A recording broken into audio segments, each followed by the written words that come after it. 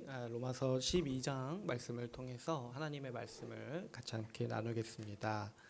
우리가 오늘 12장을 들어가기 전에 지난주 말씀을 한번 복습해 보기를 원하는데요. 우리가 지난주에 11장 32절에서 36절까지 이 찬양, 바울이 드리는 찬양에 대해서 같이 나눴어요. 사도 바울이 이 11장까지 복음의 진리들을 자세히 가르치고 진술한 뒤에 마무리를 어떻게 맺으냐니까 그 복음의 진리가 깊고 그 심오함이 깊어서 그 복음을 향해서 찬양하고 이 복음을 우리에게 주신 하나님께 드리는 찬양으로 이 로마서 11장을 마무리하는 모습을 우리가 살펴봤죠.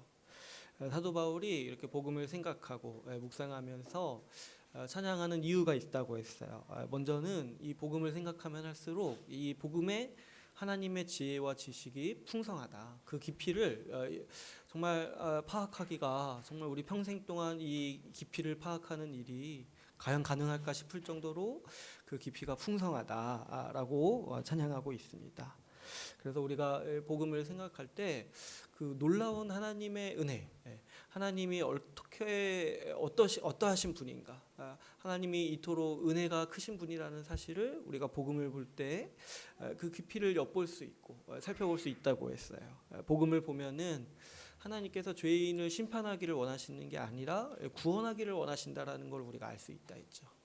또 주님께서 우리 같은 죄인을 구원하시기 위해서 예수 그리스도를 보내주셨다라는 사실, 이렇게 놀라운 하나님의 은혜를 우리가 복음이 아니라면은 알 수 없고 거기에 나타나 있는 하나님의 지혜와 그 하나님의 지식 그리고 계획들을 우리가 복음을 통해서 알 수 있다고 했어요. 또 우리가 복음을 볼 때 찬양하는 것은 이게 그 복음에 나타난 하나님의 은혜와 주권이 있기 때문이죠. 우리 35절을 한번 기억해 보시면 한번 보시면 이렇게 얘기하고 있어요. 누가 주의 마음을 35절 누가 주께 먼저 드려서 갚으심을 받겠느냐. 그러니까 이 하나님께서 우리에게 은혜를 베푸신다는 건 뭐냐니까 우리가 하나님께 뭘 해서 하나님이 우리에게 갚으시는 게 아니라 뭐라고 했어요? 하나님이 우리에게 먼저 주시는 분이라고 했어요. 그분이 우리의 것을 필요로 하지 않으시고 그분은 우리에게 어떤 분이시냐니까 항상 주시는 분이시고 먼저 주시는 분이라는 거예요. 또 우리가 생각해 봐야 될 거는 그렇다면 우리가 뭔가 드려서 하나님께 갚으심을 받는다는 건 없어요. 그런 건 다 우상숭배예요. 그런데 또 한 가지 생각해 봐야 될 건 뭐냐니까 우리가 하나님을 좌지우지할 수 없다라는 거예요. 하나님 내가 이거 했으니까 뭐 이거 해주세요. 내가 이거 했으니까 이거 행한 대로 갚아주세요. 이렇게 말할 수 없다라는 거예요.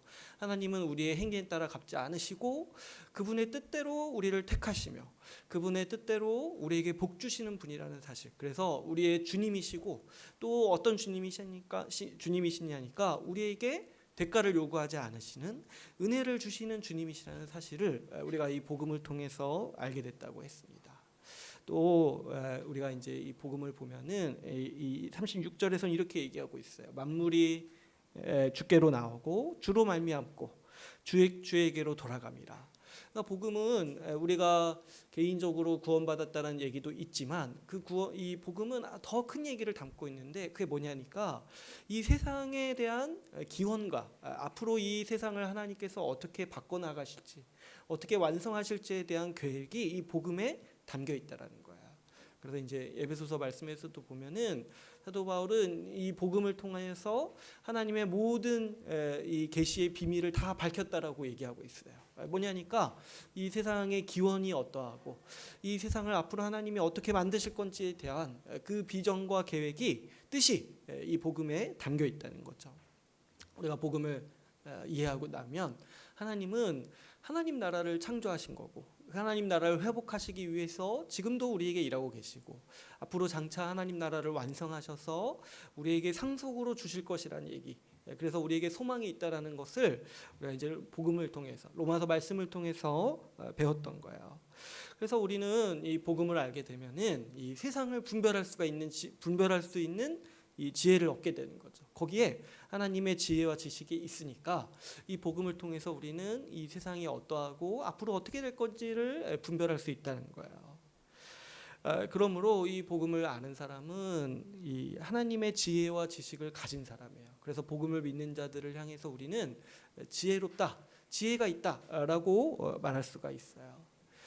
그런데 이제 아쉽게도 지난 시간에 말씀드렸다시피 어떤 사람들은 이 복음에 대해서 좀 냉담한 마음을 가지고 있다고 했어요.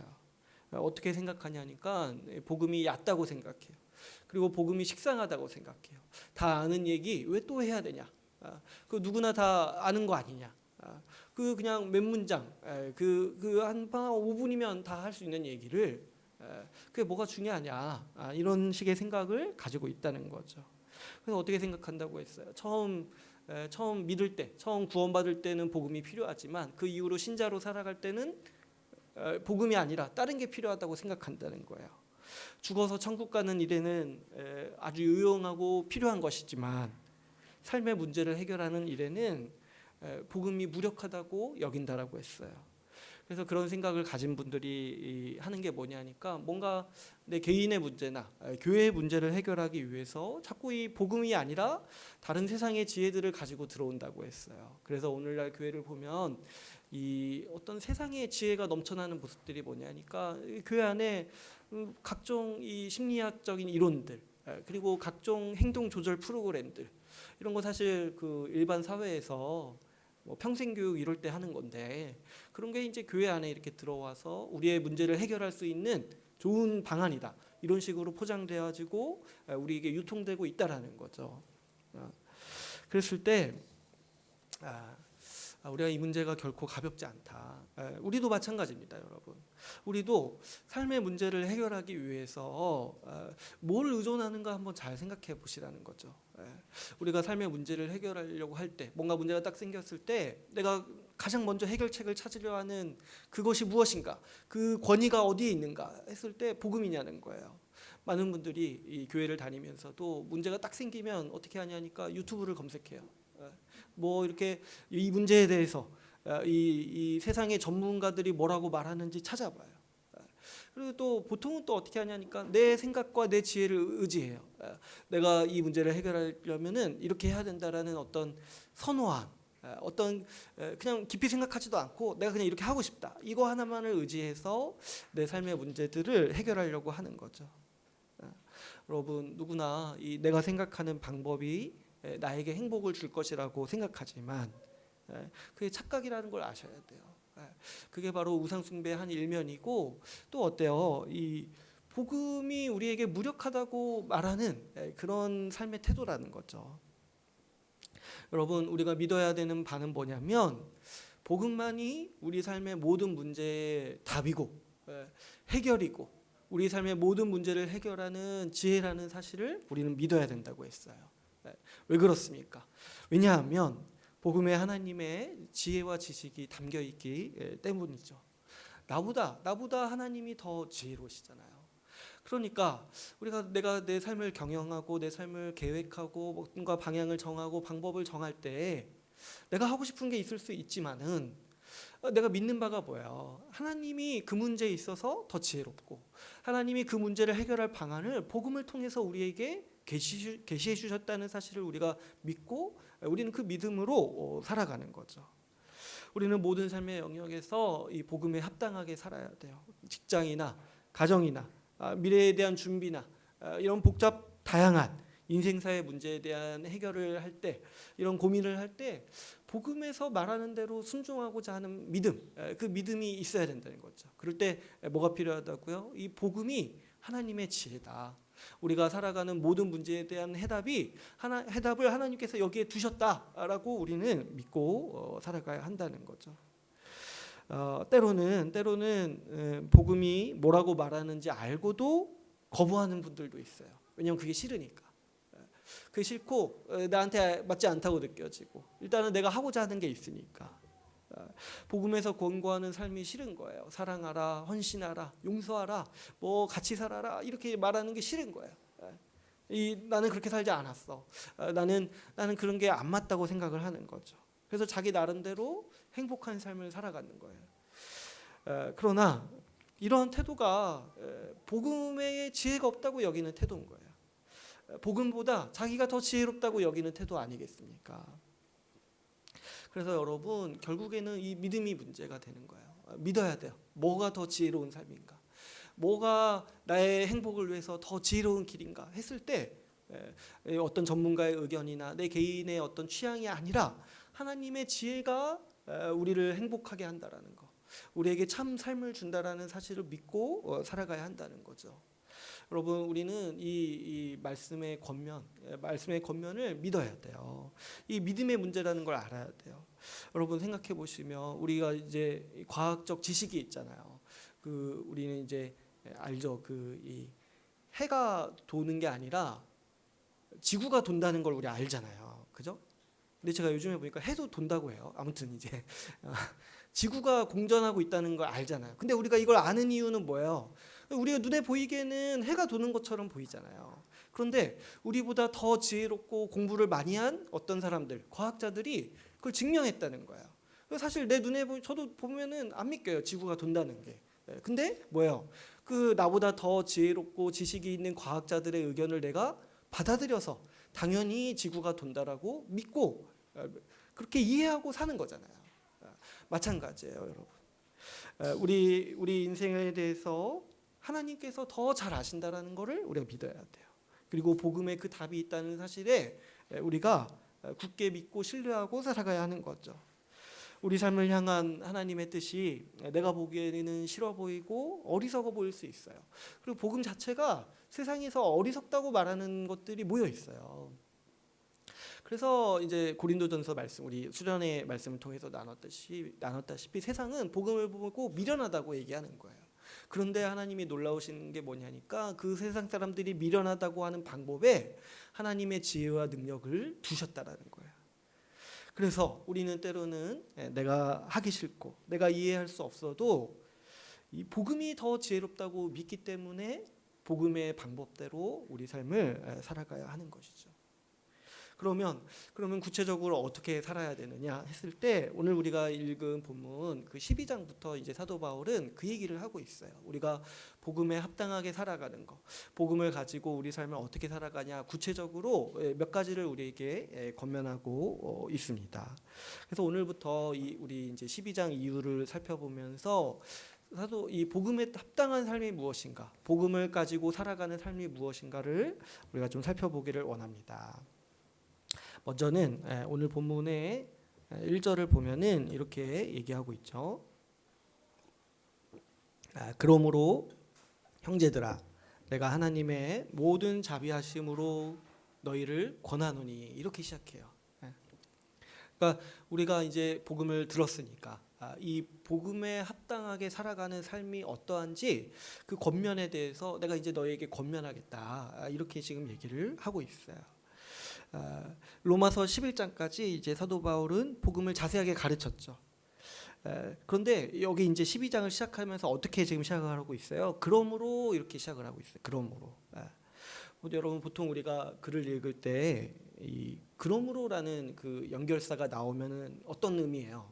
이 뒤에 그 글의 결론이 있고 결과가 있다라는 것을 우리가 알 수 있죠. 그래서 제가 예전에 고등학교 다닐 때 그 글 읽는 거, 이게 뭐 언어 영역이죠. 그런 거 이렇게 선생님이 가르쳐 줄 때 그러므로 뒤에부터 읽으라는 거야. 그 수능식 그런 게 나올 때.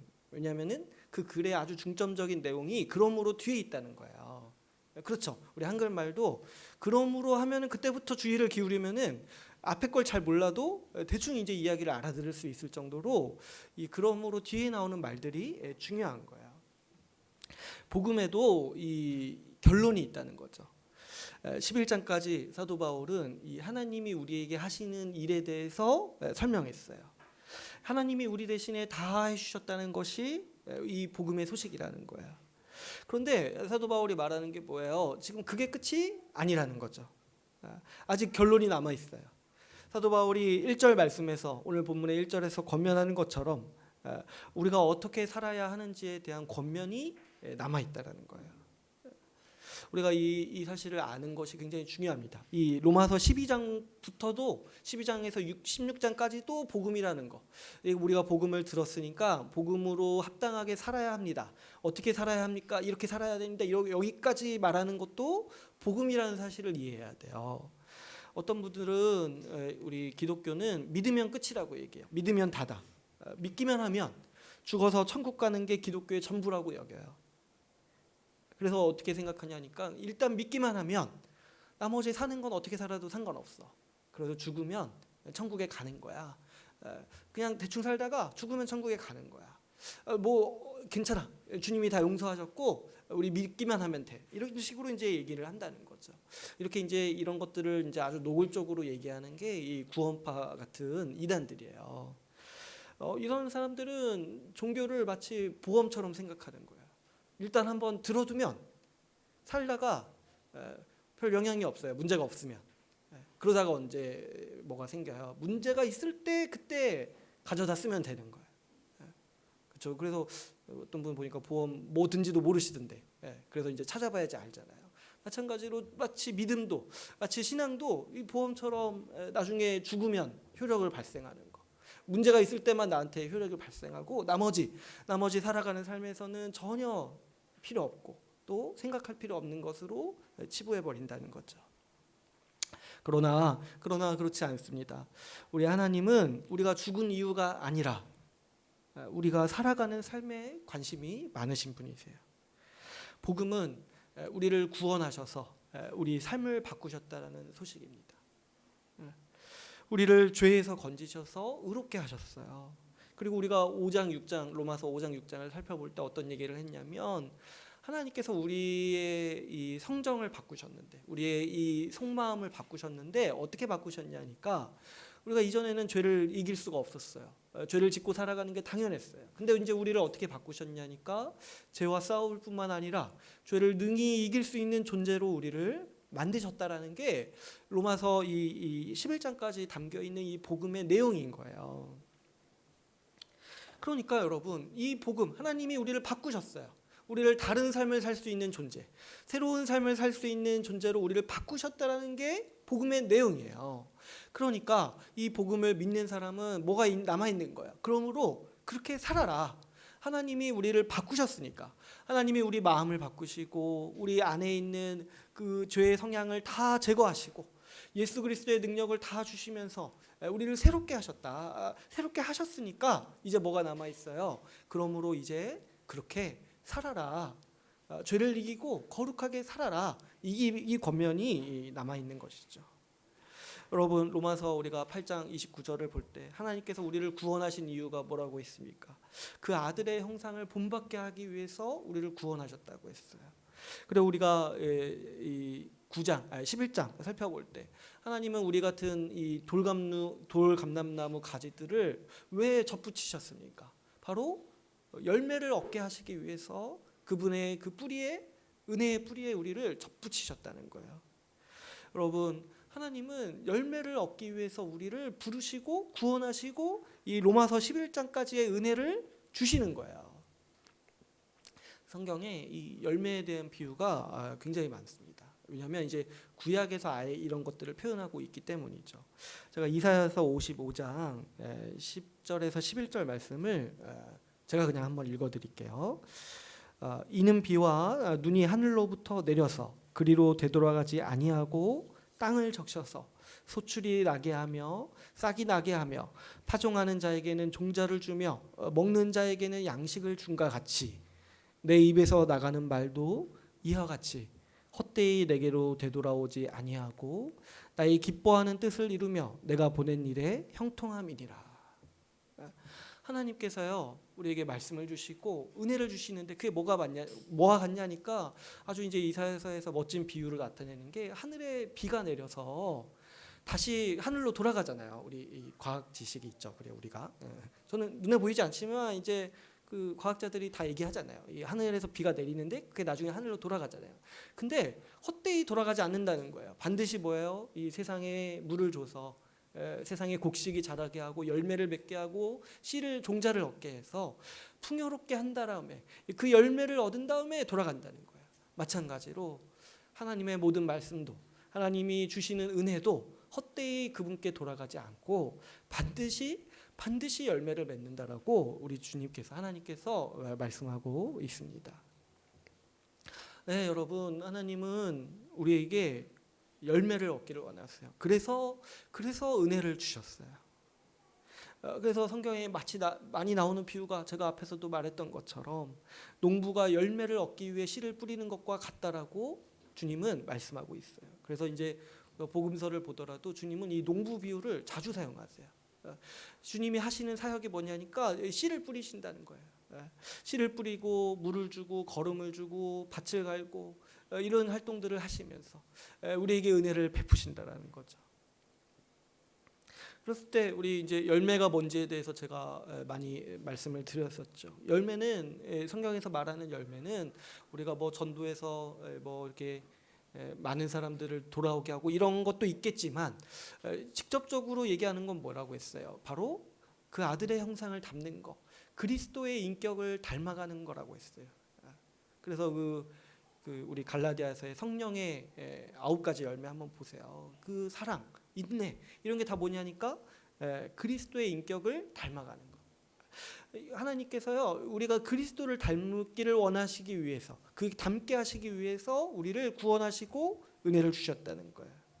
그래서 그리스도를 닮아서 하나님 말씀에 순종하면서 살아가는 거. 근데 이제 제가 이거를 이제 아주 구체적으로 표현하면 뭐라고 했어요? 율법의 모든 말씀에 순종하는 건데 그 율법의 아주 최고의 계명이 뭐냐니까 이웃을 사랑하는 거예요. 그래서 지체를 사랑하는 사람, 지체를 위해서 살아가는 사람으로 내가 성장해 나가고 성숙하는 게 주님이 우리에게 원하시는 열매라는 거예요. 여러분 우리가 이제 나중에 아이들 가르칠 때도 또 우리 삶을 계획할 때도 우리 삶의 목적이 있잖아요. 근데 이제 뭐 비전 이런 거 얘기할 때 거창한 거 얘기할 필요 없어요. 뭐 이렇게 하나님이요 우리가 저기 뭐 어디 오지 가서 전도해서 그 오지를 하나님께 돌아오게 하는 거 그것도 물론 기뻐하시는 일이지만 우리에게 일반적으로 우리에게 원하시는 삶, 우리에게 정말 우리에게 꿈꾸시고 우리에게 원하시는 삶이 뭐냐니까 뿌린 그 은혜대로 열매 맺기를 원하시는 건데 그 열매가 뭐예요? 우리가 다른 사람을 사랑하는 사람이 되는 거예요. 그렇죠. 그래서 복음은 이 하나님께서 은혜를 베푸셨다는 소식이에요. 복음은 하나님께서 우리에게 은혜를 베푸셔서 열매를 얻게 하신다. 그래서 이제 우리는 열매 맺는 자로 살 수 있게 되었다라는 소식이 바로 이 복음이에요. 이 열매까지도 이 복음의 은혜인 거예요. 여기서 우리가 이제 이걸 잘 이해하고 이 열매를 맺는 거, 우리가 이제 변하고 다른 삶을 살게 되는 거. 이전에는 자기를 위해 살았다라면 지금은 하나님의 은혜로 말미암아서 다른 사람을 위해 살아가게 되었다. 이것까지가 이제 복음이라는 걸 이해하는데 여기서 한 가지 우리가 또 짚고 넘어가야 될 거는 순서가 중요하다는 거예요. 순서가. 모든 우상 숭배, 모든 세상의 종교는 이 순서가 반대로 돼 있어요. 뭐냐니까 열매를 맺어라. 그러면 은혜를 주시겠다. 이렇게 말한다라는 거예요. 네가 무엇을 하면 하늘에서 무엇이 주어진다. 이렇게 말하는 게 이제 우상 숭배 종교들인 거예요. 그래서 우리 미신이나 우리가 뭐 이렇게 세상 사람들이 추앙하는 어떤 이런 미신, 이런 어떤 천지신명 같은 존재들은 다 이런 구조를 가지고 있죠. 내가 열심히 뭘 빌어야 돼. 내가 뭔가 정성을 바쳐야지만 겨우 뭐 하나 이렇게 주는 거. 내가 뭐 재물을 바쳐야지만 나한테 뭐 하나 주는 거. 내가 열매를 바쳐야지만 은혜를 주는 게 이 세상의 종교인 거예요. 근데 우리 하나님은 다르게 말씀하시는 분이라는 거예요. 내가 씨를 뿌렸다. 내가 물을 주었다. 내가 거름을 주었다. 내가 해를 비춰주었다. 그러니까 이제 열매를 맺어라. 내가 열매 맺도록 너희를 만들었으니까 내가 그때 그렇게 은혜를 너에게 먼저 주었으니까 너희는 그 은혜에 합당한 열매를 맺으라라고 말씀하는 것이 우리 하나님이시요 우리가 믿는 복음의 진리라는 거죠. 여러분들이요 이 로마서 11장까지의 이 은혜의 말씀에 아멘이라고 말씀하신다라면 정말 이 부분을 한번 생각해 보셔야 돼요.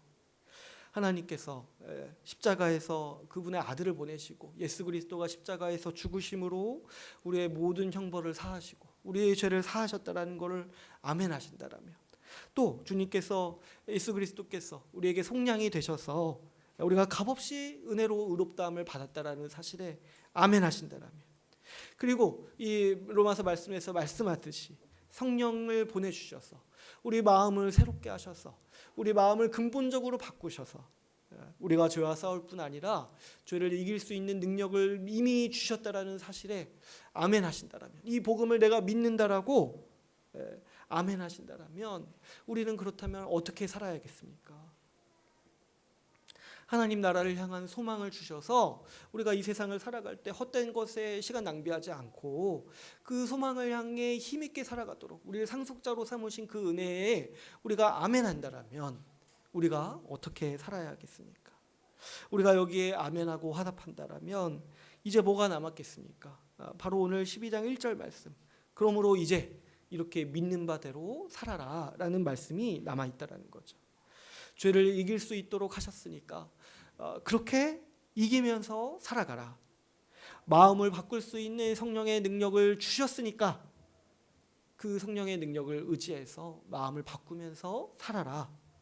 소망을 주셨으니까 거짓 욕망과 유혹에 굴복하거나 시간 낭비하지 말고 소망을 따라, 보이지 않는 소망을 따라 힘있게 살아가라 라고 우리는 화답할 수 있는 거죠.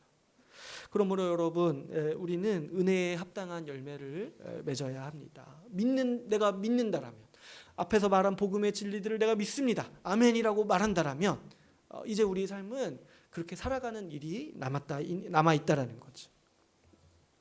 이 은혜에 합당한 열매에 대해서 오늘 본문은 한 가지 특별한 표현으로 우리에게 가르치고 있습니다.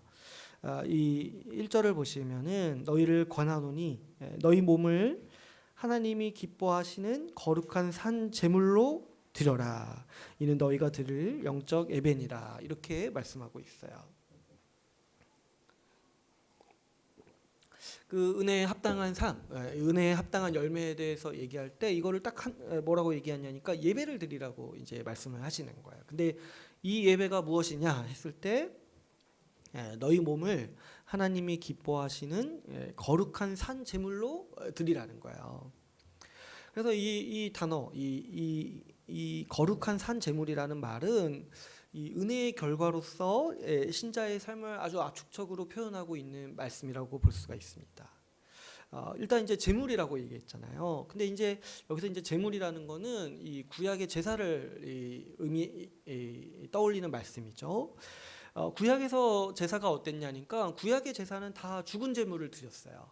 그렇죠. 우리가 이 구약의 제사를 생각해 보시면 제물을 가져와서 어떻게 해요? 이게 하나님 앞에서, 제사장 앞에서 이 제물을 나 대신이라고 여겨주십시오라고 하면서 그 머리에 손을 얹어요. 그리고 제사장이 그 흠없는 양, 제물, 뭐 소나 이 제물을 받아서 어떻게 해요? 그 예배자가 보는 앞에서 죽이죠.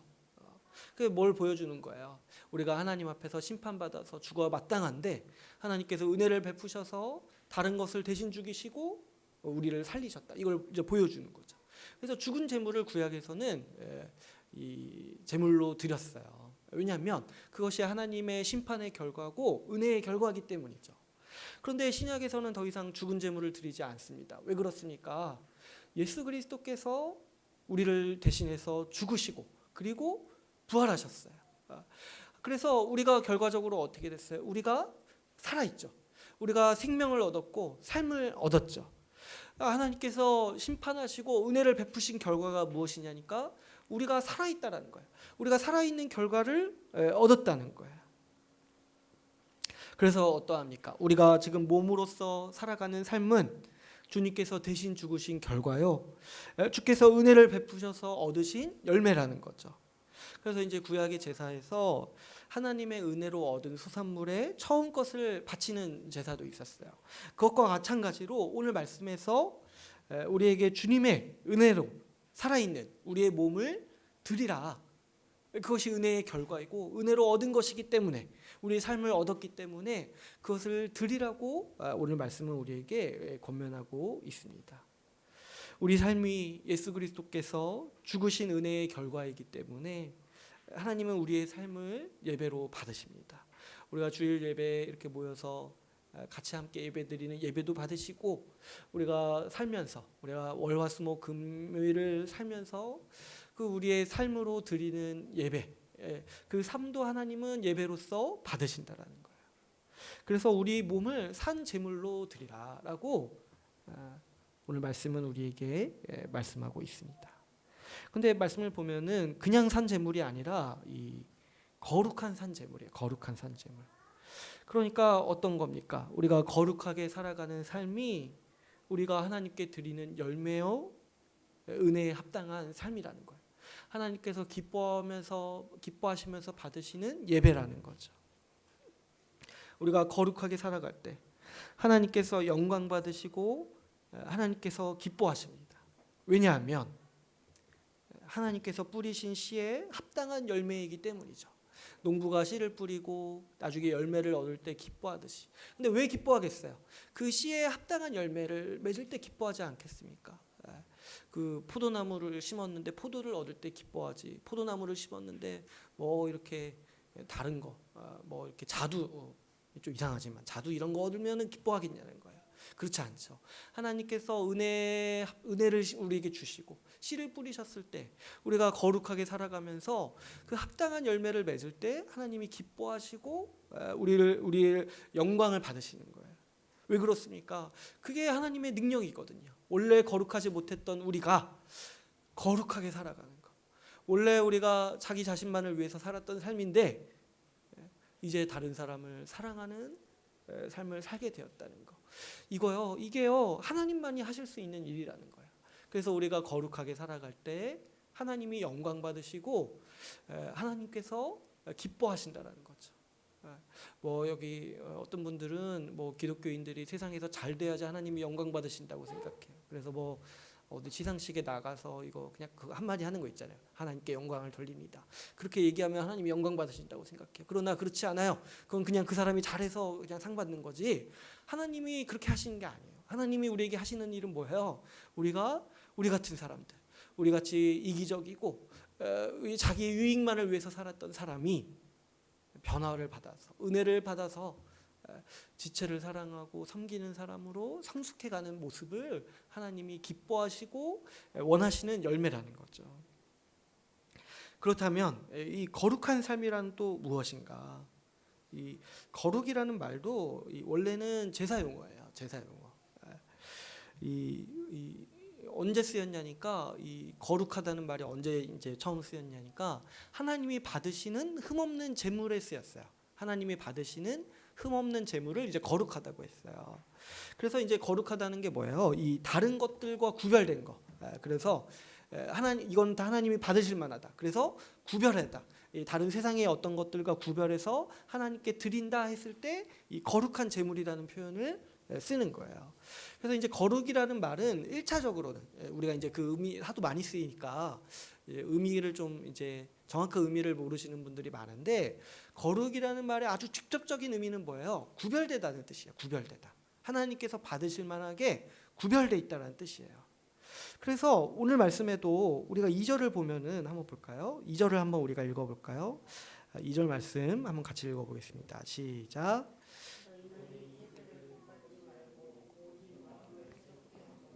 변화를 받아 하나님의 선하시고 기뻐하시고 온전하신 뜻이 무엇인지 분별하도록 하라. 그러니까 보세요. 1절에서 거룩하게 살라고 말하는 게 뭐예요? 2절에서 이 세대를 본받지 말아라. 바꿔 말하면 뭐예요? 구별해라. 구별되게 살아라. 그리고 뒤에도 얘기하죠. 분별하라. 왜 분별해야 돼요? 구별되게 살려면 섞여서 살 수 없잖아요. 그러니까 분별해라. 이 세상을 본받지 말고 이 세대를 본받지 말고 살아가라.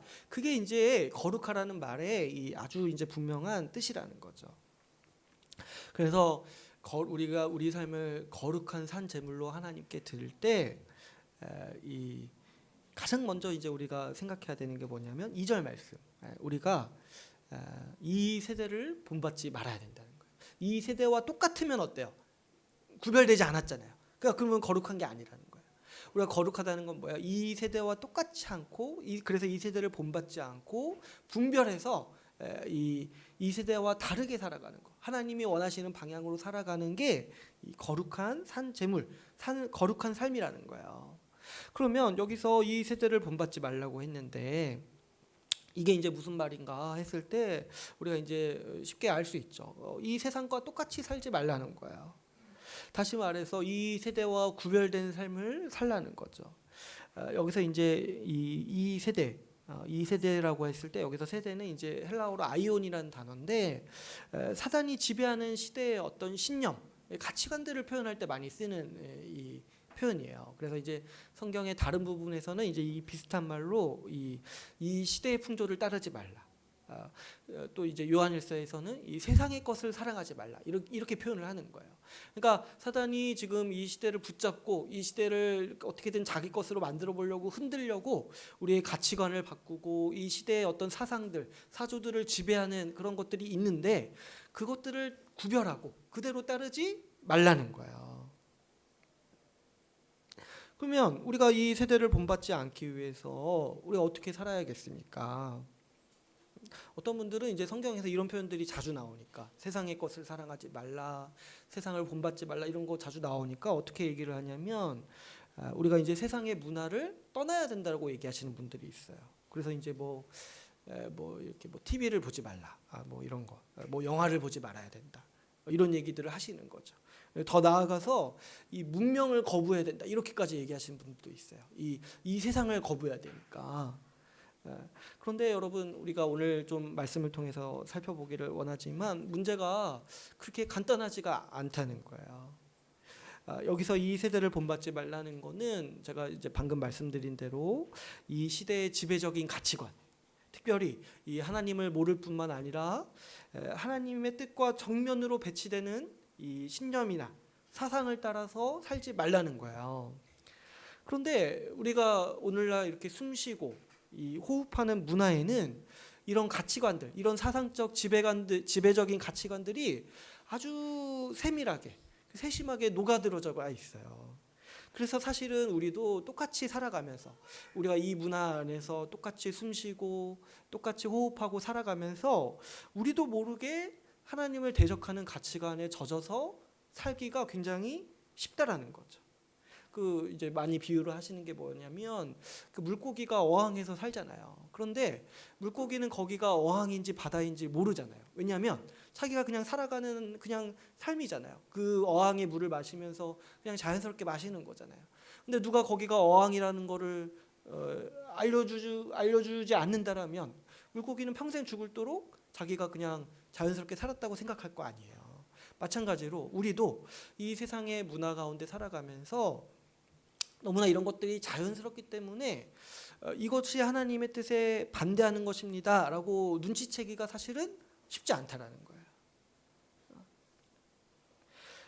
우리 시대에 녹아있는 여러 가지 이 하나님의 뜻이 아니라 하나님을 대적하는 가치관들, 이런 사고방식들이 있어요. 근데 이제 세상 사람들도 보면은 때로는 그러한 것들이 문제라고 얘기를 해요. 그러한 것들 때문에 우리 삶이 피폐하다고 얘기해요. 뭐 예를 들어서 뭐 요즘도 보면은 뭐 사람들이 그 뭐 이렇게 인종차별에 대해서 반대하잖아요. 그래서 이런 캠페인도 하고 이런 것들이 정말 안 된다. 우리가 이거 극복해야 된다 얘기하잖아요. 그런 것들. 이것도 하나님으로부터 오는 그 사상이 아닌 거잖아요. 내가 가진 어떤 것으로 내 기준을 만들어서 우리끼리의 문화를 만들고 저기 우리랑 비슷하지 않은 집단은 차별하고 이런 것들. 그래서 뭐 이기주의 이런 것들을 세상 사람들도 역겹고 천박하다고 얘기하잖아요. 또 이렇게 뭐 요즘에 예전에 제가 중고등부 할 때도 느꼈는데 중고등부 애들도 뭐 그런 얘기들을 하더라고요. 뭐 외모지상주의 그런 게 심하다고. 그래서 뭐 만만하면 외모지상주의 아닙니까? 뭐 이렇게 얘기를 하는 거예요. 그래서 이게 잘못됐다라고 믿음이 없는 사람들도 생각을 하고 이게 이제 천박하고 이걸 극복해야 된다라고 얘기를 한다는 거예요. 근데 이제 문제가 있어요. 뭐냐니까 이런 것들은 누가 봐도 악한데 어떻게 빠져나올지를 세상 사람들이 모른다는 거예요. 대표적으로 그 인종차별 한번 생각해 보시면 아주 그 역사가 엄청납니다. 인종차별의 역사가. 근데 어때요? 지금도 해결하지 못하고 그 차별하지 말라는 그 사람들도 제가 언제 한번 얘기했지만 차별하지 말라고 얘기하는 그 사람들도 차별하고 있어요. 흑인들이 자기들 차별하지 말라고 하는데 흑인들은 또 어때요? 동양인들을 차별하죠. 우리도 우리 한국 사람들 차별하지 말라고 하지만 막상 어때요? 동남아 사람들을 차별하죠. 그러니까 이 문제에 대해서 인간이 빠져나오기가 굉장히 힘든 거예요. 우리가 숨쉬는 문화와 어떤 환경 가운데 젖어들어 있고 문제가 뭔지도 모르고 해결책이 뭔지도 모르니까 빠져나오기가 쉽지가 않은 거예요. 오늘 그래서 제가 좀 이 시대의 주요한 가치들, 또 특별히 교회를 위협하고 하나님을 대적하는 아주 주요한 가치 몇 가지, 한 5가지 생각했다가 안 될 것 같아가지고 두 개지만 두 가지만 압축해서 좀 이렇게 한번 나눠보려고 하는데, 사실은 이제 조금 복잡한 얘기일 수 있지만 우리가 살아가는 얘기예요. 근데 여러분, 이게 어려운 게 아니라 이 시대에서 하나님을 대적하는 가치들은 다 우상숭배와 관련이 있어요. 근데 이제 우상숭배를 왜 하냐니까 이 2가지 질문에 답하는 거예요. 인간의 행복이 어디에 있는가 했을 때 내가 우상숭배하는 그것에 있다라고 여긴다는 거예요. 또 어때요?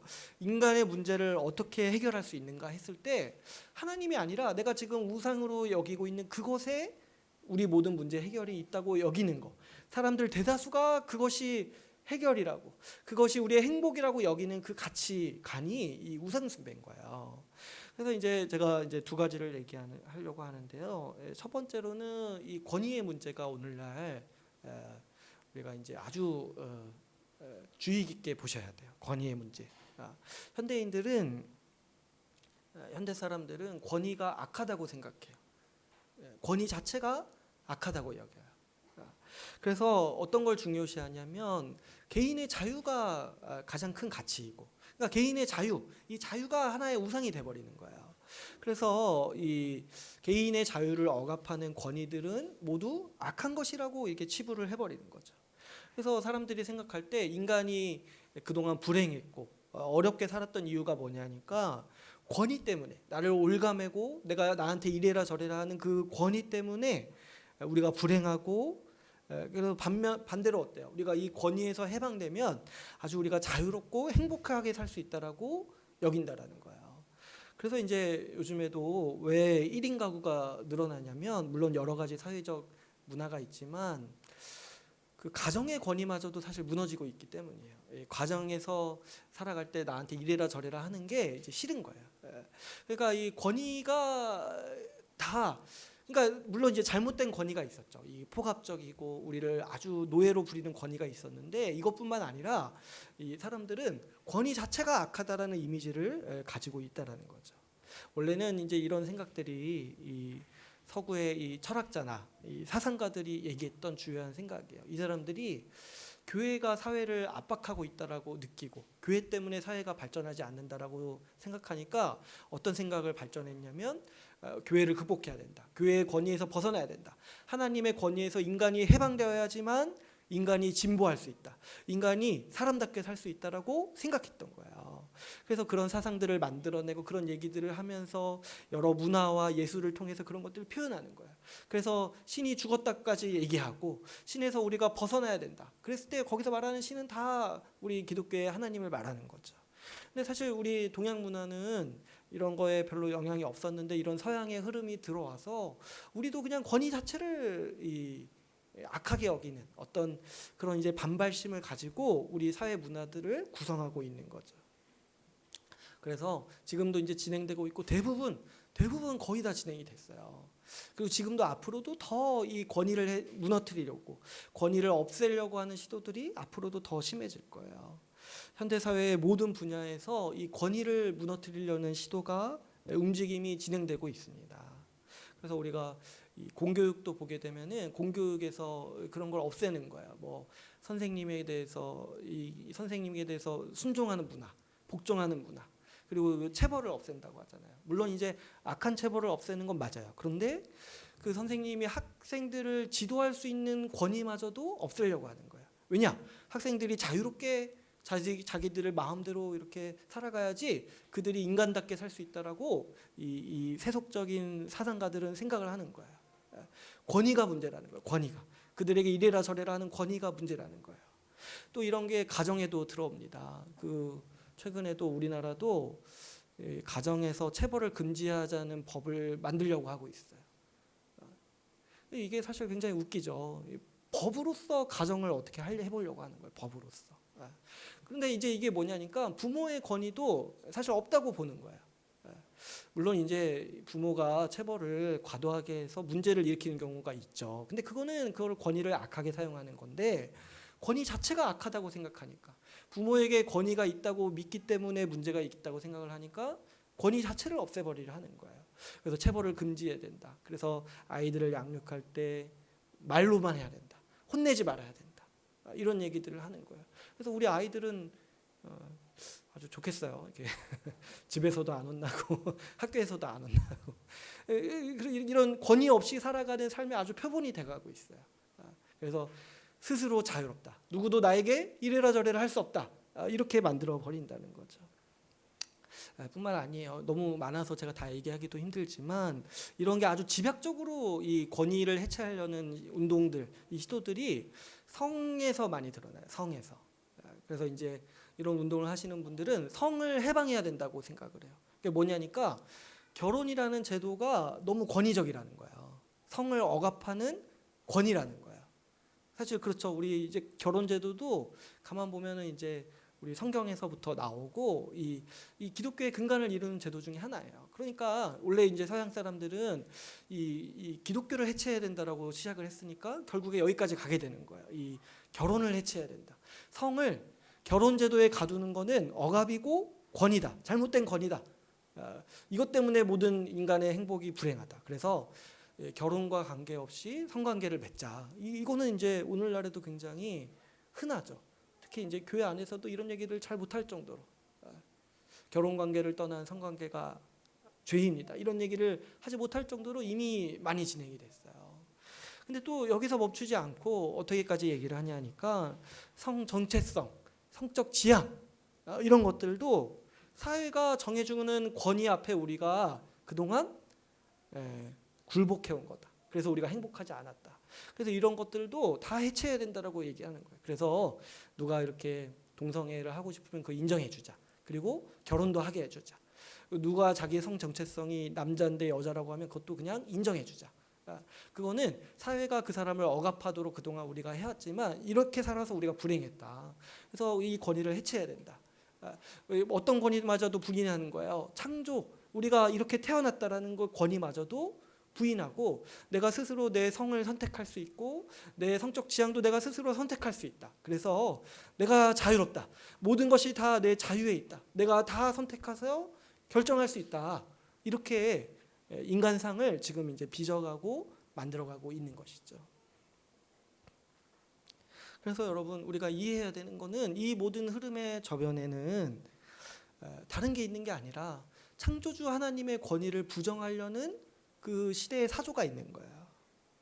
단순히 동성애 싫어서 우리가 반대하려는 게 아니라 그런 이제 이 저변에 깔려 있는 그 창조주 하나님을 향한 강한 부정.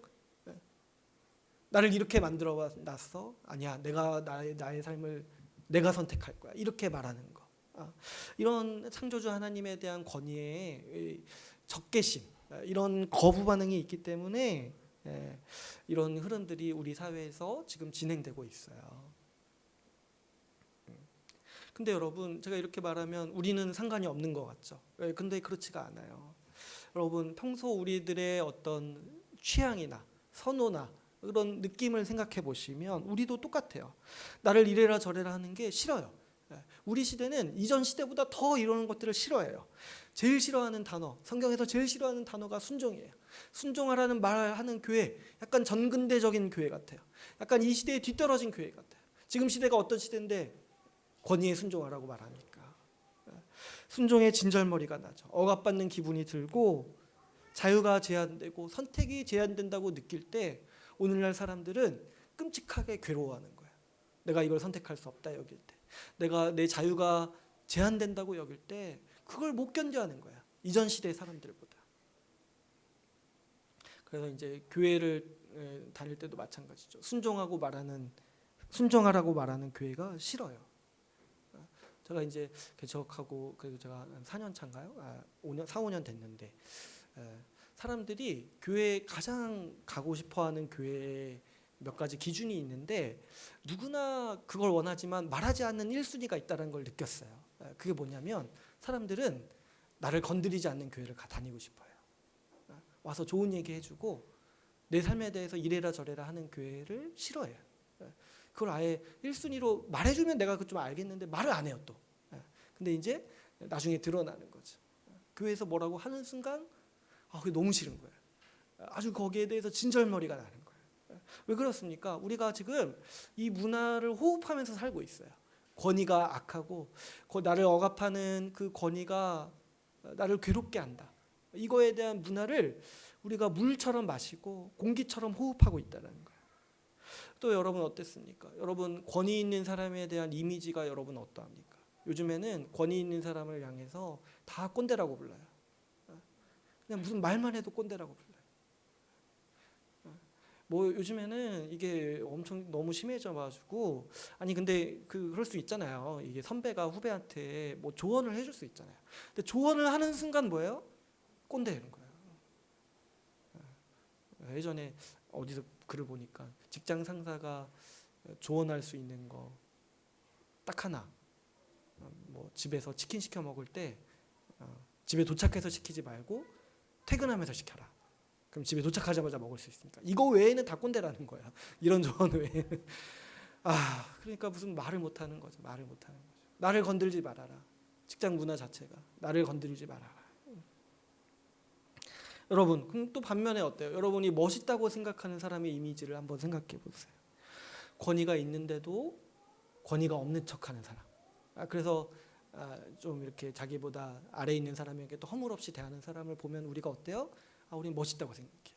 우리가 어떤 리더십, 정치 지도자를 생각할 때 우리가 원하는 최고의 가치가 뭐냐면 소통하는 사람이에요. 왜 그래요? 내 의견이 중요하니까 나를 인정해줘야 돼. 그런 사람이 멋있는 사람이고 그런 사람이 내 지도자가 될 수 있어. 내 의견을 듣는 사람. 이전에는 그런 가치가 없었어요. 우리가 지도자를 볼 때 카리스마 있는 사람, 좀 이렇게 힘있게 우리를 이끌어줄 수 있는 사람을 원했는데 요즘엔 그렇지 않죠. 요즘에는 나와 소통하는 사람, 그 사람이 능력이 있건 일을 잘하건 그런 건 상관없어. 나와 소통하는 사람. 약간 딴 얘기하면 안 돼요 지금. 그리고 또 어때요? 나 자신을 생각할 때도 내가 권위 있는 사람으로 보이는 게 싫어요. 그래서 이제 많은 부모들이 가지는 소망이 있다고 해요. 그게 뭐냐니까 아이가 나를 권위 있는 사람으로 보는 게 아니라 나를 친구처럼 대해줬으면 좋겠다. 그래서 친구와 같은 부모가 되기를 원하는 게 요즘 부모들의 부모상이라는 거예요. 그래서 괴롭죠. 아이가 날 친구처럼 대하니까 만만하게 대하니까 나를. 그래서 이제 우리가 선호하는 사람 그리고 우리가 싫어하는 사람 그리고 내가 되고 싶어하는 사람도 다 이 권위가 없어야 된다라고 여긴다는 거죠. 우리가 그렇게 살아가고 있다는 거예요. 또 두 번째로 이 현대 사회의 본질을 생각해 볼 때 이 하나님을 대적하는 가치관 중에 아주 중요한 가치관 중에 하나가 소비주의예요. 소비주의. 여러분 현대 사회는 이 물질의 생명이 있다라고 믿어요. 제가 그래서 혈세 얘기한 적이 있죠. 혈세. 돈의 생명이 있다고 여기니까 돈이 피라고 여기는 거예요. 그리고 이 성경에도 나와 있죠. 빵이 생명을 주는 게 아니라 하나님의 말씀이 생명을 준다. 근데 이제 현대 사회는 여기에 대해서 정면으로 반박하고 있는 거죠. 아니다. 이 세상은 이 물질이 전부다. 먹고 사는 문제가 전부다. 먹고 사는 문제가 우리에게 생명을 준다. 이 세상뿐이다. 그래서 물질이 중요하다. 이렇게 얘기를 하는 거예요. 그래서 이 소비를 인간의 가장 중요한 가치로 부각시키고 있어요. 사람들이 말하는 중요한 관심사는 다 경제 문제와 관련되어 있고 소비와 관련되어 있습니다. 옛날에 이 미국에서 9.11 테러가 났을 때 부시 대통령이었죠. 이 부시 대통령이 그런 얘기를 했어요. 이 테러의 위협에 대해서 우리가 극복해야 된다. 얘기했을 때 우리 두려워하지 말자. 내일 반드시 상점은 문을 열 것이다. 이런 얘기를 했어요. 그러니까 이 일반적인 사람들이 두려워하는 게 뭐냐니까 뭔가 문제가 생기면 상점이 문을 닫는 게 두려운 거예요. 우리가 소비를 못하고 물건을 못 사는 게 두려운 거예요. 그래서 뭐예요? 경제가 돌아가지 않아서 우리가 먹고 사는 문제가 어려워질 것이 가장 두려운 거예요. 지금도 마찬가지죠. 지금 코로나 상황에서도 가장 두려운 게 뭐예요? 먹고 사는 문제가 두렵고 내일 상점이 문 닫을까 이게 가장 우리한테는 이제 두려운 거죠. 이렇게 이 물질에 생명이 있다고 여기기 때문에 그래서 소비가 인간의 삶에 있어서 가장 중요하다고 여기는 거예요. 근데 이런 것들은 사실 기업들이 만들어내는 게 커요. 기업들은 어떻게 뭐 때문에 먹고 사는 거예요? 우리가 소비해야지 먹고 살잖아요. 그래서 힘이 있는 기업들은 이 세상을 구성할 때 우리를 소비자로 길러내기를 원해요. 소비자로. 어렸을 때부터 소비자로 자기 정체성을 가지게 하는 거죠. 그러다 보니까 기업이 우리를 소비자로 길들이는 방식은 광고로 나타납니다. 여러분, 광고가 우리 삶을 지배하고 있어요. 어디에나 광고가 있습니다. TV를 봐도 광고가 있고 드라마를 봐도 광고가 있고 SNS도 광고가 있고 여러분 SNS 우리는 재미삼아 하지만 그 SNS를 제공하시는 분들은 우리가 광고를 보게 하기 위해서 그걸 만드시는 거예요. 스포츠도 마찬가지죠. 유튜브를 봐도 마찬가지죠. 심지어 여러분 우리가 입고 있는 옷도 다 광고예요. 여러분 우리가 옷을 입을 때마다 상표를 홍보하죠. 이 기업에 있는 사람들, 이 세상에서 가장 지혜롭고 가장 지식이 있다고 여기는 사람들이 가장 능력을 많이 쓰는 게 뭐냐니까 우리에게 어떻게 효과적으로 광고해서 우리 무의식에 광고 메시지를 심어줄까. 이거를 이제 이 세대가 가장 노력하고 있는 거예요. 이 세상에서 가장 뛰어난 지성이 광고를 만드는 사람들. 그래서 우리가 그 광고에 따라서 살도록 우리를 조종하려고 한다라는 거죠. 광고가 우리에게 주는 암시가 있습니다. 이 물건이 너를 행복하게 할 거야. 이 물건이 너의 문제를 해결해 줄 거야. 이걸 가져야지만 너가 행복해. 이것이 없이는 너는 불행해. 이것이 없이는 너는 뒤떨어질 거야. 이것이 없이는 너는 다른 사람 앞에서 부끄러운 사람이 될 거야. 이런 식으로 우리에게 암시를 주는 거죠. 여러분, 오늘날 세상에서 가장 강력한 신은 지름신이라고 하죠. 지름신.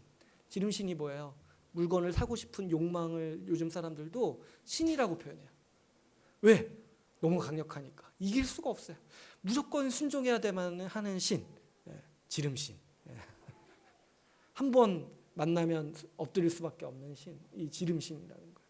왜 사람들이 이걸 신이라고 표현하는지 우리는 유심히 봐야 돼요. 그만큼 우리 이 소비를 부추기고 소비하도록 이 광고에 복종하도록 만드는 힘이 강력하다는 거죠. 그래서 사회는 우리를 소비자로 바라보고 우리는 소비자로서 정체성을 가지고 살아가게 돼 있습니다. 우리는 모든 가치를 쇼핑하는 사람들이에요. 우리를 소비자로 생각하죠. 그래서 사회의 모든 영역에 우리 소비자로서 살아가려고 해요. 그래서 제가 옛날에도 얘기한 적 있지만 마치 교회 올 때도 소비자의 태도로 온다고 했어요. 아유 저건 마음에 안 드네. 아유 저건 괜찮네. 아유 여기는 이것 때문에 안 되겠네. 다른 거 사야겠다. 다른 교회 가야겠다. 이런 식으로 매 사회 소비자의 이 정체성이 있다라는 거예요. 교회뿐만 아니라 모든 삶의 영역에서. 선택할 수 있는 거를 아까 자유라고 여긴다고 했잖아요. 그래 이게 너무 잘 어울리는 거예요. 내가 쇼핑할 수 있다는 거에 자유함을 느끼는 거예요. 왜냐 내가 물건을 여러 가지 중에서 선택할 수 있으니까. 우리 쇼핑몰 가면은 여러분 자유롭다고 생각이 들지 않습니까? 저는 그래요. 이 자유. 근데 이게 뭐냐니까 우리가 그동안 숨쉬어온 문화에 우리가 적응한 결과라는 거예요. 우리가 다 이러한 영향 아래 있어요. 소비가 행복이죠. 소비에 따라서 우리의 행복의 질이 달려있다라고 여기는 거예요. 소비로 인생의 문제, 인생의 스트레스를 해결하려고 해요. 뭐 좀 요즘에 스트레스 받으면 뭐 물건 사서 해결하려고 하죠. 때로는 광고 카피로 내 인생의 좌우명을 삼아요. 요즘 저도 이제 젊지만 젊은 분들이 보니까 너무 이 천박한 광고 카피를 자기 인생의 모토로 삼아요. 그래서 뭐 즐겨야 된다. 열심히 일한 당신 즐겨야 된다. 그래서 즐기는 거예요. 열심히 일도 안 해놓고 즐기는. 그 소비하면서 사는 삶이 멋있다고 여겨서 빚내서 소비하도록 만드는 거. 이런 것들을 이런 문화 가운데 여러분 우리도 이미 살고 있고 제가 이런 얘기할 때 저도 마찬가지고 우리도 이런 마음이 있구나 이런 태도가 있다라는 거를 금방 눈치채실 수 있을 거예요. 물론 여러분 이런 것들이 다 악한 건 아니에요. 권위주의는 배척해야 되는 것이 맞는 것이고 소비는 우리가 이 땅을 살아갈 때 필수적인 일인 거예요. 그런데 문제는 뭐예요? 이런 것들이 우상숭배의 가치로서 지금 여겨지고 있다는 거예요. 이것이 우리 행복이고 이것이 우리의 모든 문제를 해결한다. 권위에서 해방된 자유가 우리의 문제를 해결한다고 여기고 소비가 우리의 모든 문제를 해결한다고 여기는 이 세상의 천박한 사고방식, 이 가치관이 우리에게도 우상숭배로 올 수 있다는 것이죠.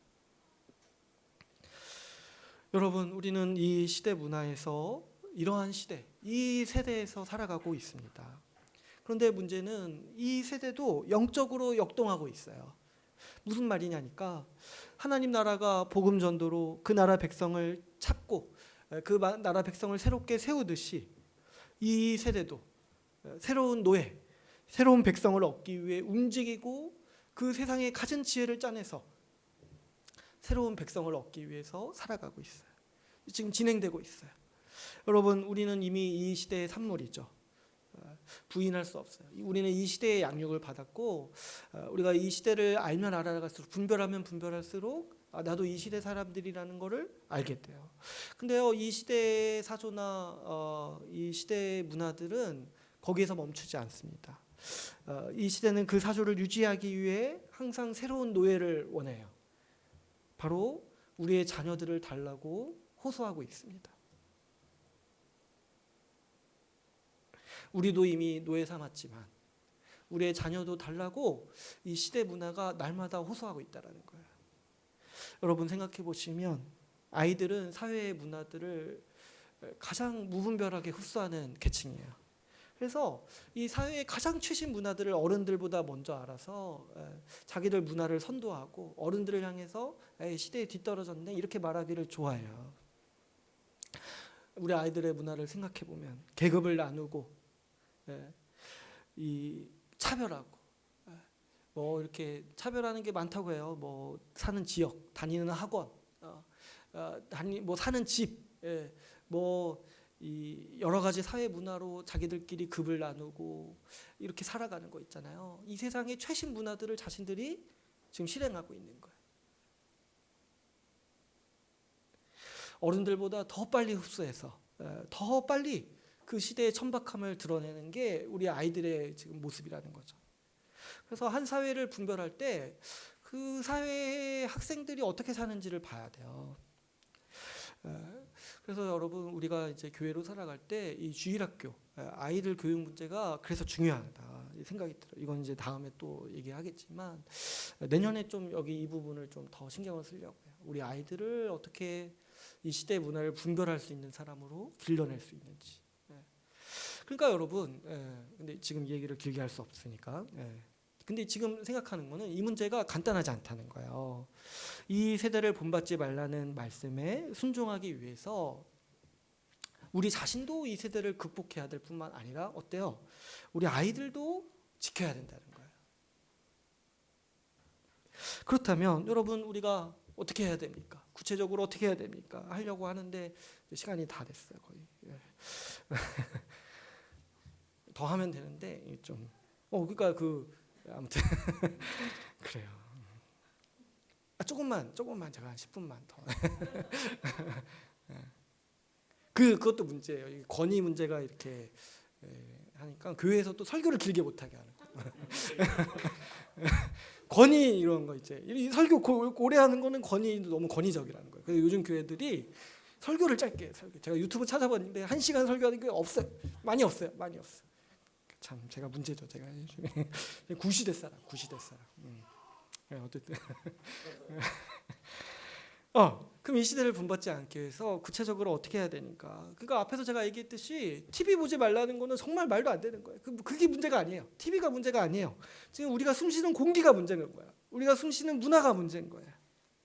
이 시대는 어디에나 있어요. 어디에나. 내가 잘 때 누울 때도 있고, 내가 출근할 때 내가 마주대하는 모든 화면에 있고, 광고를 보기 싫은데요. 집에 엘리베이터만 타도 광고가 나와요. 뭐 인터넷 창만 떠도 광고가 나와요. 요즘엔 또 맞춤 광고라고 해가지고 제가 어디서 뭐 이렇게 검색해 보면 제가 그거 안 사려고 하는데도 그게 따라다니더라고요. 내가 어딜 가나 이거 사야 돼 이 메시지가 따라다닌다는 거예요. 그랬을 때 이 구체적인 권면들은 이제 말씀에서 얘기하고 있어요. 이 2절 뒤에 이제 3절부터 우리가 이제 다음 주부터 12장을 더 이제 나눌 텐데 여기에 이제 이 시대와 구별된 삶이 어떤 것인지 아주 구체적으로 담겨 있어요. 근데 이제 오늘 우리가 좀 주의해야 될 건 뭐냐면 우리가 두려워하지 말아야 되는 거예요. 제가 옛날에 이런 거에 하도 이렇게 너무 공부하느라 좀 정리가 필요해서 누구한테 이런 얘기를 막 했더니 무섭다는 거예요. 내가 어떻게 이거를 반박하면서 산다는 거예요. 근데 사실 얘기하려는 건 그게 아니라 하나님이 우리에게 이걸 구별하도록 살도록 하셨다. 은혜를 주셨다는 게 오늘 말씀의 우리 결론인 거예요. 여러분, 제가 지금 이렇게 막 얘기했잖아요. 지금 5가지 얘기하려는데 2가지 얘기했잖아요. 그래도 어때요? 딱 숨이 막히지 않습니까? 내가 이거 어떻게 극복하냐? 나는 그렇게 30년, 40년, 50년 살아왔는데 어떻게 이걸 내가 극복하냐? 이런 좀 생각이 들 수가 있어요. 그런데요, 두려워하지 마세요. 지금 이 세대를 본받지 말라고 하시면서 하나님이 우리에게 하신 일이 있어요. 그게 뭐냐니까 앞에서 11장까지 하신 일. 우리에게 복음을 주시고 은혜를 주셨다는 거예요. 그러므로 우리가 복음에 서 있으면 우리가 이 시대를 분별할 수 있습니다. 왜 그렇습니까? 복음에는 하나님의 지혜와 지식이 담겨 있기 때문이죠. 복음을 통해서 우리는 이 시대를 분별할 수가 있어요. 여러분, 우리가 복음을 듣고 이해하면, 복음을 듣고 배우기만 하면 세상 사람들의 삶의 가치와 방향이 다르다라는 것을 누구나 금세 눈치챌 수 있어요. 여러분, 이 복음의 기초 잘 배우고 이 복음의 핵심 잘 배우고 동창들 모임에 한번 나가보세요. 벌써 딱 뭐가 다르다는 게, 이 사람은 나랑 사는 게 좀 삶에 대한 태도가 다르다는 걸 눈치챌 수가 있어요. 한국 사람들의 삶의 목적과 방향이 내 갈 길이 아니다라는 것을 분별할 수가 있어요.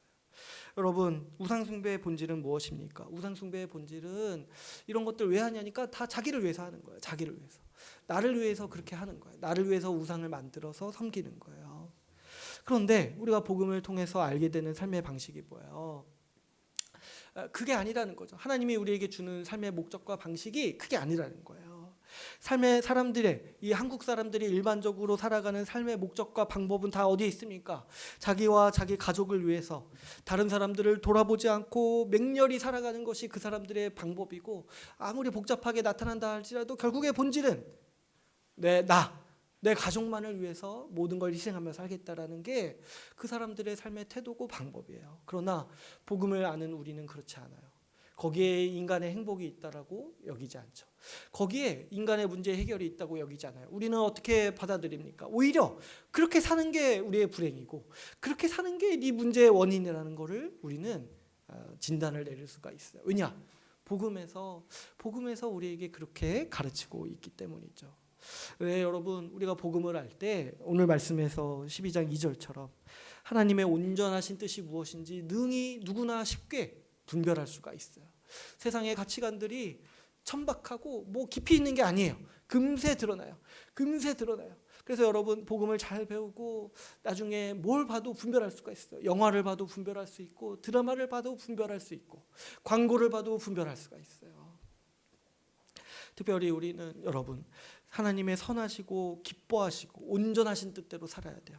단순히 분별만 하는 것이 아니라 단순히 수동적으로 내가 이거 거부하고 이렇게 살아가는 것으로는 부족해요. 오히려 적극적으로 반대로 살아야 돼요. 하나님의 선하시고 기뻐하시고 온전하신 뜻이 무엇인지 우리는 분명히 압니다. 하나님이 기뻐하시는 열매가 뭔지를 우리는 분명히 알아요. 앞에서 다 나눴잖아요. 하나님이 얻기를 원하시는 열매, 단도직입적으로 다른 사람을 사랑하는 삶, 이것이 우리 모든 문제 해결이고 이것이 우리 삶의 모든 행복에 담겨 있고 하나님이 이 삶을 우리에게 주셨다는 것을 우리는 알고 있습니다. 그래서 로마서 말씀 12장부터는 이 문제를 다루고 있어요. 우리가 어떻게 다른 사람을 사랑하면서 복음에 합당하게 살 것인가. 그러니까 여러분, 이 시대를 두려워하지 마시고 복음에 합당하게 살도록 우리 자신의 믿음을 점검해 보시고 복음이 모든 문제의 해결이라는 것을 우리가 굳게 믿어야 돼요. 특별히 여러분, 하나님은 우리가 거룩하게 살아갈 수 있도록 우리를 교회로 부르셨어요. 여러분, 왜 시대를 본받지 않는 게 힘드냐니까 절대 다수가 그렇게 살아가고 있다는 거예요. 사람들은 이게 천박하다는 거 알아요. 이게 이렇게 사는 게 괴롭다는 거 알아요. 근데 왜 극복을 못하냐니까 다수가 그렇게 살고 있거든요. 왜 인종차별 못하냐니까 그게 나쁜다는데 이걸 왜 못하냐니까 내 주변 사람들 다 그렇게 살고 있거든요. 그러니까 이렇게 안 살면은 어떤 어려움이 있어요. 이 압박감을 이기기가 힘든 거예요. 나 빼고 다 그렇게 사는데 내가 어떻게 반대로 사냐는 거야. 그래서 사람들은 알면서도 문제를 알면서도 해결하고 싶어 하지 않아요. 왜냐? 이 압박감을 이기기 힘드니까. 사람은 환경의 동물이라고 하죠. 예전에 EBS에서 실험한 걸 본 적이 있어요. 이렇게 이 화재 경보가 울렸을 때 실험 당하는 사람이 한 명이에요. 한 명. 나머지 다 한 10명은 이미 그 실험 참가자들이에요. 실험 이제 돕는 사람들이에요. 근데 이제 그 사실을 실험 참가자는 몰라요. 근데 화재 경보가 울렸을 때 사람들이 반응한 걸 실험했어요. 그런데 그 나머지 10명의 사람들이 가만히 있으니까 그 실험자도 어떻게 행동해요? 화재 경보가 울려도 가만히 있는 거예요. 그때 이제 이 실험의 결과가 뭐야? 사람은 어떤 지식에 의해서 반응하고 어떤 이제 교육에 의해서 반응하는 것도 물론 있지만 그것보다 큰 게 뭐예요? 나와 같이 살아가는 사람들의 반응에 따라서 반응한다는 거예요. 사람들 10명의 사람들이 화재 경보에 반응해서 움직이면 그때 나도 비로소 움직인다라는 거예요. 이거 자기 안전이 걸린 문제도 자기 의지대로 행동하는 사람이 그렇게 많지 않다는 거예요. 여러분, 하나님은 우리 이 시대 속에 우리를 부르셨지만 우리를 혼자 부르신 게 아니에요. 하나님은 이 시대와 다르게 살아가도록 교회를 주셨어요. 함께 복음으로 살아가라고 교회 지체들을 보내주셨습니다. 나 혼자 내 동창들과 다르게 살아가라고 우리를 부르셨으면 우리는 고단하고 힘들 거예요. 하기가 너무 어려울 거예요. 어떻게 그 압박을 거부합니까? 다른 사람이 다 나보고 잘못 산다고 얘기하는데 내가 어떻게 그렇게 살아갈 수 있겠습니까? 그러나 그렇지 않아요. 우리는 교회로 살아갑니다. 교회에 가면 나와 똑같이 살아가는 사람들, 나와 똑같은 방향과 똑같은 가치관, 그것이 옳다고 여기면서 살아가는 사람들이 있습니다. 함께 살아가는 사람들이 있을 때 우리는 시대를 거스를 힘을 가질 수 있는 것이죠. 여러분, 우리는 이 교회에서 이 시대와 다르게 살아가라고 구별되어서 거룩하게 살아가라고 부름을 받았습니다. 세상이 권위를 무시할 때 우리는 하나님이 세우신 권위 앞에 순종하라고 부르심 받았어요. 사람들이 물질의 생명이 있고 우리 삶의 목적이 있다고 여길 때 우리는 하나님의 말씀으로 살아가라고 교회로 부르심을 받았습니다. 사람들이 이 세상에 자기와 자기 가족밖에 없다고 여길 때 다른 사람들을 경쟁자로 여기고 미워하고 배척하면서 살아가는 삶이 당연하다고 여길 때 우리는 서로 용서하고 서로 사랑하라고 교회로 부르심을 받았습니다. 그러므로 여러분, 우리가 교회로서 살아갈 때 우리가 이 시대를 분별하면서 우리가 좀 한번 이 시대와 이 시대의 천박한 그런 삶과 다르게 한번 살아가도록 우리가 힘써서 살아가 봅시다. 이제 오늘 말씀을 맺겠습니다. 오늘 우리는 하나님께서 베푸신 은혜에 합당한 삶이 우리의 삶을 거룩한 산 제사로 드리는 일에 있다라는 말씀을 같이 함께 나눴습니다. 거룩한 산 제사는 이 세대를 본받지 않는 것으로부터 시작합니다. 세상 사람들도 이 세대에 포악하고 천박한 가치들의 진절머리를 느낍니다. 자유롭다 여기면서 서로 싸우고 분열하고 차별하는 삶, 온갖 것으로 계급을 나누고 차별하는 삶.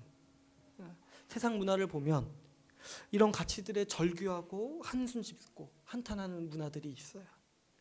그들은 여기에서 빠져나오고 싶어도 빠져나오지 못하니까 할 수 있는 일이 노래로 또는 영화로 또는 드라마로 이런 세상의 천박함에 대해서 한탄을 표현하는 거예요. 그래서 어떤 문화들을 어떤 이제 문화 콘텐츠를 보면은 그 이 세상의 천박함을 비토하면서 괴로워하는 그런 콘텐츠들도 많이 있어요. 최근에 이 우리 사회에 중요한 화두를 주었던 그 기생충 같은 영화도 마찬가지죠. 그게 천박하고 그게 정말 괴롭고 그게 정말 이렇게 사는 게 사람의 삶이 아니라는 게 문제의식은 알겠는데 어떻게 여기서 벗어날지 몰라서 괴로워하는 삶의 모습이, 그 인간의 모습이 그런 문화에 담겨 있는 것이죠. 그러나 여러분, 우리는 다릅니다. 우리는 그리스도께서 우리를 건져내셔서 사랑하는 하나님의 아들의 나라로 우리를 부르셨습니다.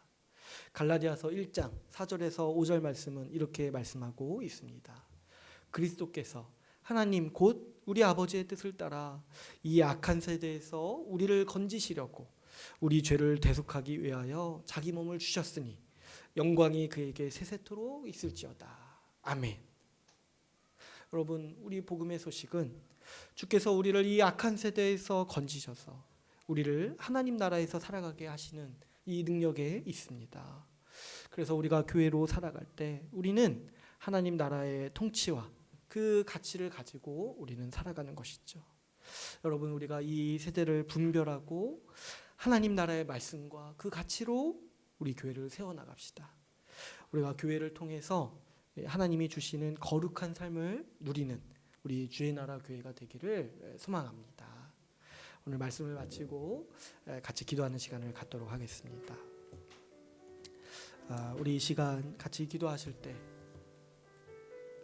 우리 교회를 위해서 기도합시다. 우리가 이 세대를 살아가는데 때로는 교회도 이 세대와 이 세대를 본받아서 이 세상의 모습을 너무나 많이 수용하고 있는 교회의 모습들을 보게 됩니다. 우리도 자칫 잘못하다가 방심하다가 그냥 이 세상을 본받고 이 세상과 똑같은 교회로, 그래서 이 세상의 모든 비천한 모습을 다 간직한 교회, 서로 싸우고 분열하고 계급을 나누는 그런 교회로 전락하기가 쉽습니다. 그러나 우리 주님께 간절히 구합시다. 우리 교회를 지켜주시고 우리가 복음에 합당하게 살아갈 때 하나님 나라로서 살아가게 해달라고 기도합시다. 또 한 가지 우리 기도할 것은 우리 교회 아이들을 위해서 기도합시다. 주님께서 우리 교회 아이들을 지켜주셔서 우리 교회가 우리 아이들을 하나님 나라의 백성으로, 그 언약 백성으로 훌륭하게 키워낼 수 있게 해달라고, 그 능력과 그 지혜와 지식을 주셨는데 우리가 그 하나님의 복음에 순종하여서 우리 아이들을 신자로서 양육하게 해달라고 우리 이 시간 같이 함께 주님 말씀을 붙들고 기도하시겠습니다.